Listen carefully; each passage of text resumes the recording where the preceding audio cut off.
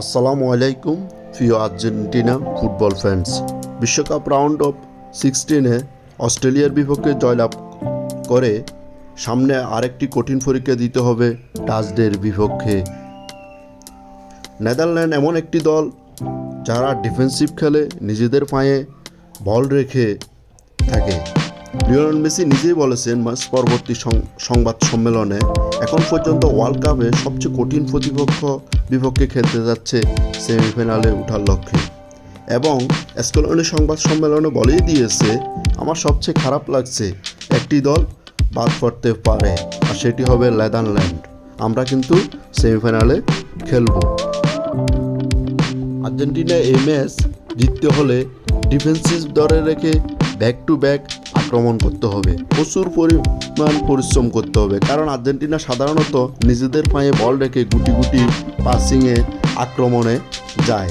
ডাচরা কিন্তু সেটি করে না। ডাচরা কিন্তু নিজেদের পায়ে ডিফেন্সিভ বল রেখে হুট করে কামব্যাক করে আক্রমণে যায়।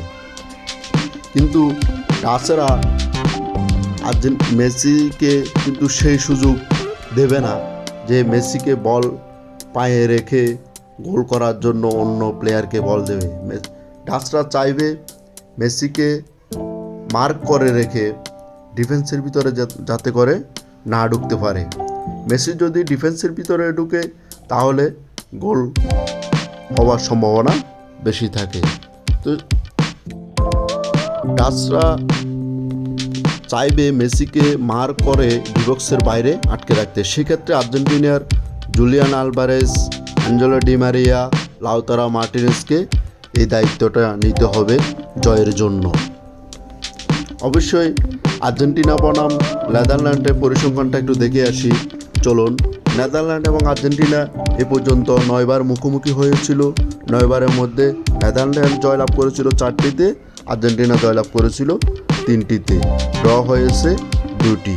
ম্যাচ পরিসংখ্যান যাই হোক, বিশ্বকাপ এমন একটি পর্ব, এখানে যে কোনো দলকে হারাতে পারে, যে কোনো দল যে কোনো সময় জয়লাভ করতে পারে।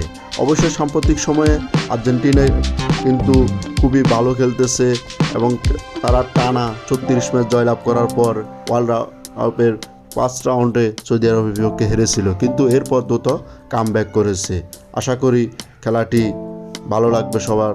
আসসালামু আলাইকুম, সবাই ভালো থাকবেন। শেষ করার আগে আরেকবার বলিয়ে দিই, নেদারল্যান্ড এবং আর্জেন্টিনার খেলাটি শুরু হবে বাংলাদেশ টাইম রাত 1টায়, 9 তারিখ দিবাগত রাত।